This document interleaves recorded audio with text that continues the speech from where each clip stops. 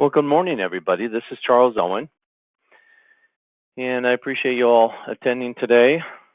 Hopefully, everybody can hear me okay. I'm going to go ahead and do a quick question and ask you if you can just raise your hand if you can hear me. And unfortunately, you're not going to be able to see me today because I'm on a system that does not support a cam. So if you can hear me, if you can raise your hand, I'd appreciate it. Thank you. Jean, Nancy, thank you. Others, I appreciate that. Okay, and I'm going to ask you to raise your hand one more time if you can see the Discover New Features in Paladin Point of Sale screen and everything looks good there. Great, thank you again, I appreciate it. Okay, well, first of all, I'd like to introduce myself. I'm Charles Owen, been a Paladin here for close to 10 years now. I'm the Chief Retention Officer. My title's changed in the last few months, and I'm happy to say that I'm still doing webinars. I love this. It's a great opportunity. You know, your implementation never really ends with technology. And I encourage everybody to learn and continue learning and continue implementing new features in your point of sale so that you can continue to reap the benefits and return on investment of your technology system. Today, we are doing just that. We're actually going in and we're going to discover some of the new features in Paladin and look at some of these things that you may know about, others that you don't. I'll try to go through this kind of rapidly. It's not rocket science stuff, but there's a lot of really, really cool stuff that we're going to learn today. So with that, I'd like to just do one quick acknowledgement in remembrance of those on 9/11. Today is a tough day for a lot of people. It was 17 years ago today. So in remembrance to them, I just wanted to say that. And we will never forget. Okay, so here we go. So the Discover New Features in Paladin Point of Sale are going to cover these 10 items here, inserting new lines into notes anywhere on the invoice. I don't know if you've seen this, but if you've accidentally hit that right-click button, you probably run into this. This is a really cool thing. We've been looking for this feature for a long time. I know our customers have. Also adding precision, meaning we can go up to 4 and 6 decimal points, characters beyond the decimal points, on your price and quantity in the invoice. Next, we're going to look at how to do send on-the-fly emails. Before, you had to have an email in the system already established for somebody. Now, for a cash paying customer, you don't know from Adam, they want an email receipt, you can do it right on the spot. Pretty cool stuff. Also, integrating with BlueTarp is phenomenal advantage for our customers, those that either want to get out of the business of banking business and collections business and want to just turn it over to BlueTarp. We can talk about that as well. Exporting customer sales history, exporting the transaction report. These are things that go to Excel, which enable you to really drill down and slice and dice the data and information any way you want. And then we're going to look at, real quick again, at the Roundup for Charity. If you haven't implemented that feature, it's a real opportunity, and there's a lot of people in need out there. With all the floods that are expected and that have come, fires, hurricanes, oh my gosh, there's so many opportunities to give back, and you can help ask your customers to do just that. And all of them, including myself, are more than willing to round up a few cents and give that to the cause. Next, we integrate with a few fuel control systems out there. A couple of things on signatures. Those that don't want to collect signatures anymore for credit card payments, that's great. You can set a threshold or just go across the board. And also, those of you who have got EMV and you haven't said anything to us yet, but you're frustrated with the fact that it prompts the customer to approve an amount, the total invoice amount, before they even put their card in, we can turn that off for you. So we'll go into these things. Let me just jump into it. So insert new lines. This is the easy stuff, guys. This is really simple to do. All you have to do is build your invoice and then right-click, use the right-click button on the mouse, and it will spawn a little text box that gives you an opportunity to do lots of different things. Inserting lines. So if you had different categories of items that you were putting in the inventory and you forgot one and you needed to go up to that space in the inventory and add that piece of lumber in or add that particular item in, either above or below a particular item, you can do that now. You can also do the same with notes. Very powerful. Now we've also included some other features in here that have already been on here, like Profit Analyst, Footage Calculator, as well as deleting lines and copy and pasting. So these are things that we've added to make it more convenient for you.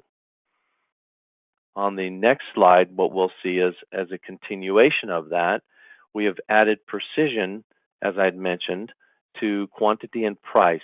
So for quantity and price, what you can do is you can right-click, select Add Precision, and change your quantity and add in, up to 4 characters, numbers beyond the decimal point, and then for price up to 6. And it'll let you, this is great for the seed and feed guys, great for some of the pharmacy dispensaries and things. This is very, very key. At the end, it's going to show you on the bottom underneath it, on the note line, it's going to show you exactly what that is.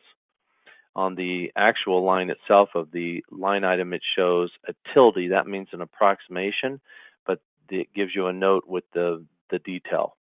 Obviously, people can only pay in hundredths of a cent, so you're not going to need to see that on the price line, but you will see it below.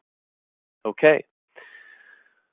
So another new feature, and it's been out for a while, but I don't know if you recognize this or actually know this, but you can, if you select email receipt. Now, in the past, this used to be dimmed out.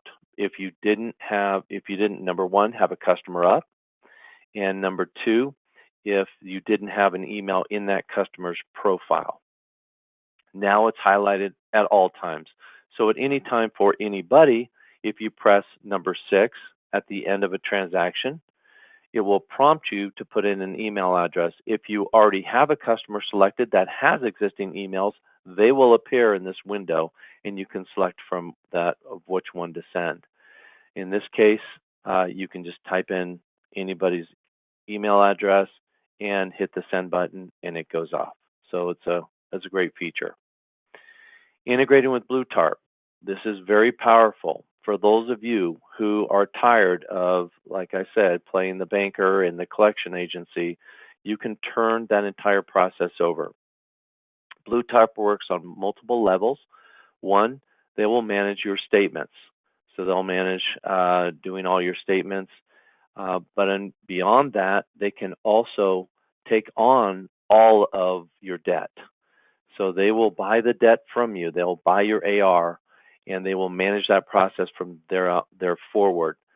Once somebody has been approved for BlueTarp, you will just add their number to the Paladin system, and you'll no longer see the account button on the bottom. You'll see this BlueTarp button as the blue arrow indicates.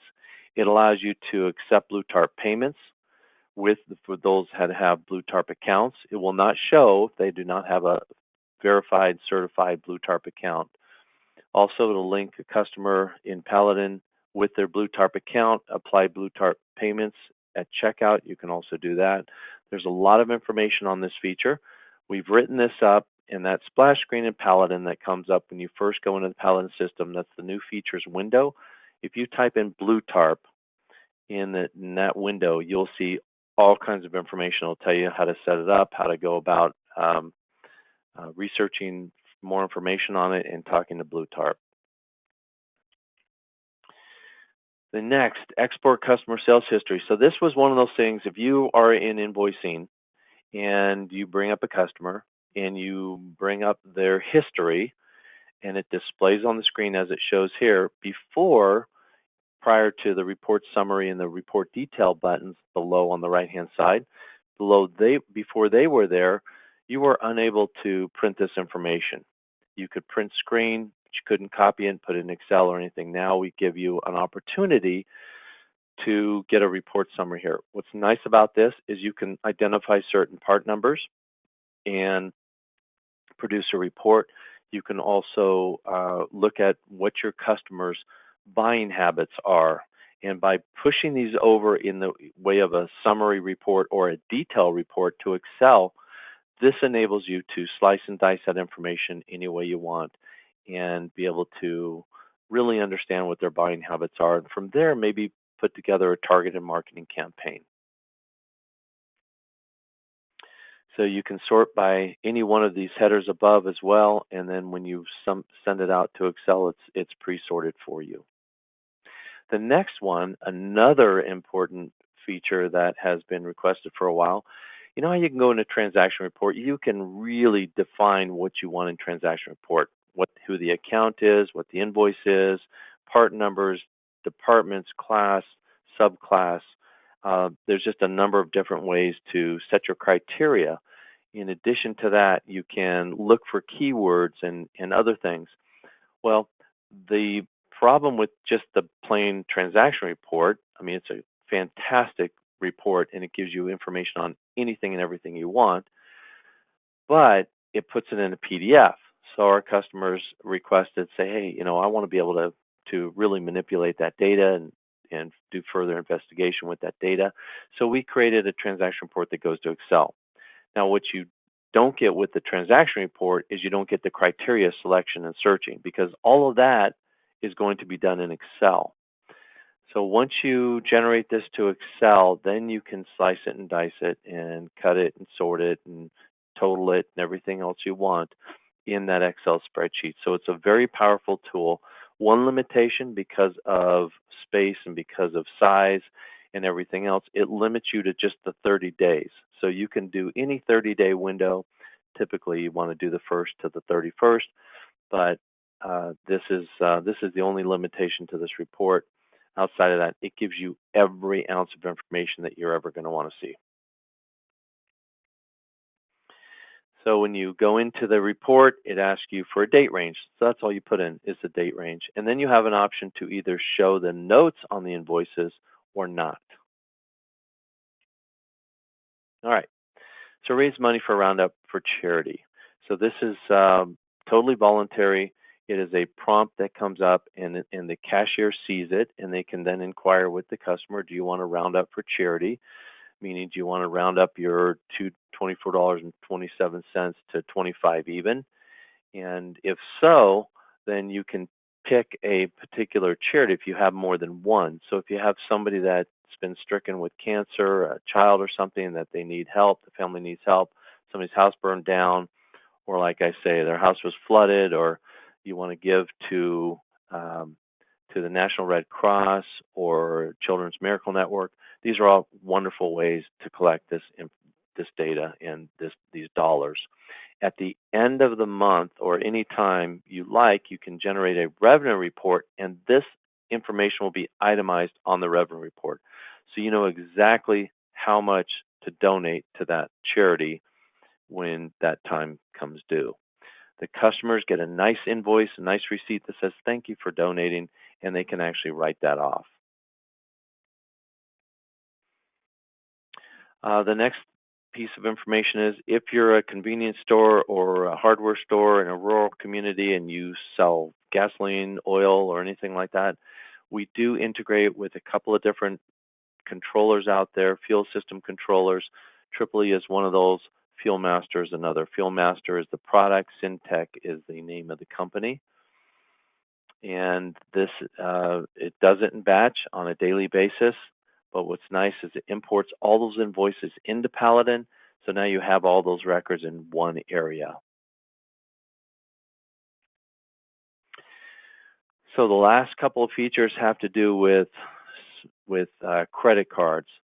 Now I believe on this particular window, up until recently, you can go in and change these yourself. I think you need to call customer support to do this now, because we had a lot of people going in and changing credit card processors and breaking their system, thinking that they can just click away and based on any processor knocking on their door, and that isn't the case. It's a very intricate, detailed, and long process to write to credit card processors, as you all know, and there's just a lot of idiosyncrasies and features and different things. So we offer full features and everything with the Vantiv WorldPay, and we do support others, but there are just other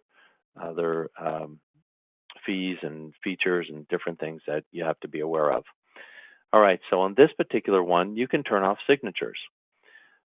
MasterCard and Visa has, you'll have to find the article. I don't know exactly what it says, but it says that signatures aren't as important as they were before when you're using an EMV chip card. So this enables you to either eliminate the signatures altogether, or you can just enable a threshold. Say, well, I'm willing to go with $25 or $50, but anything more, I don't want to risk it. I want to collect the signature.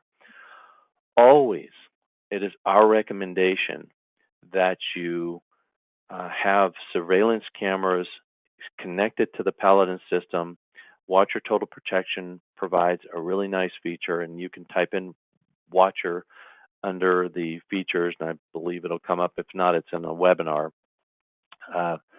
Nate, the owner, one of the owners of Watcher Total Protection, actually did a webinar for us. So if you look for that, you'll find information about that. But what's nice about that is Visa and MasterCard aren't necessarily investigating cases when there's fraudulent activity on a card. So that being said, it is now your responsibility to really take them to that next level and prosecute. So having that surveillance camera is a really good thing, but this feature eliminates your customers' inconvenience of having to sign for the credit card, again, up to a certain threshold amount.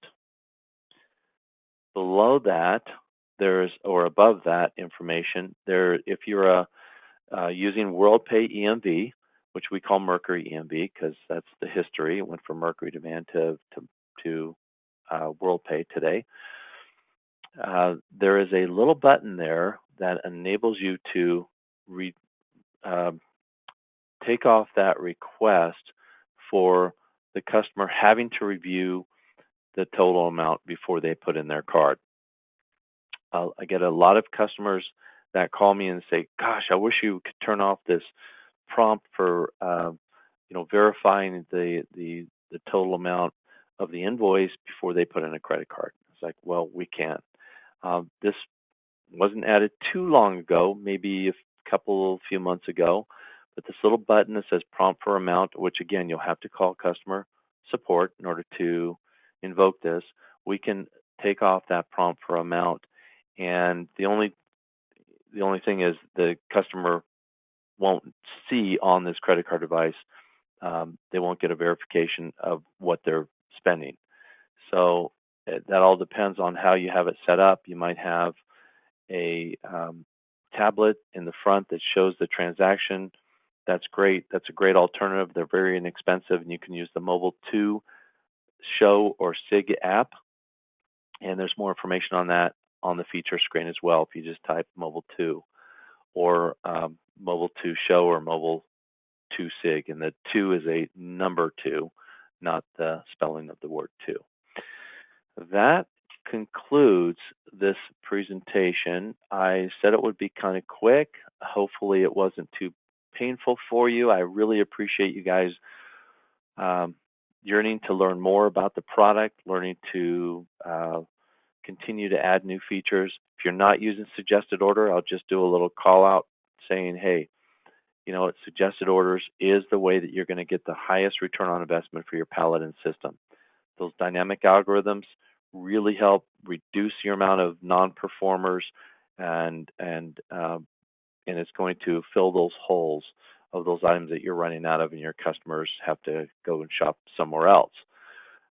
Those are things that just by doing manually, you don't necessarily catch all that stuff. And that's why we built this tool. So I would just say, continue learning. There are several webinars on the suggested order. There's one in there on part 1, 2, and 3 of inventory control. Do try and strive to implement these features, and you will have a successful implementation. Anything that we can do to help you, we're here to help 24/7 for store down situations, 5 a.m. to 5 p.m. Pacific time for anything else. I do appreciate your time today, and I don't see any questions. Oh, actually, there is a question in here. Nancy, did you have a question? Yes. All right. Will the stock check feature be available for Ace Hardware? How do we activate it? Okay. That stock check feature is it was really designed for a multi-store scenario, and it's been replaced with the transfer button. So that is for when you have multiple stores, you can see, and it's the transfer button that enables you to see that. We just changed the name, but we haven't changed it for our login. I have a special login so that I can do every feature in the system, and with that, that's just a trailer from back in time, but it has changed our active system for the multi-store system. It is the transfer button. So I appreciate that question. It is a bit confusing when you see that, so apologize for that. Do we have any other questions out there? Okay then. I'd say we're good. If anybody wants to speak, you can raise your hand and I'll go ahead and unmute you. I'll give you 3 seconds for that. All right, then we're good to go, folks. I really appreciate it. I hope you got a lot out of this. And until next time, this is Charles at Paladin signing off. Take care, everybody.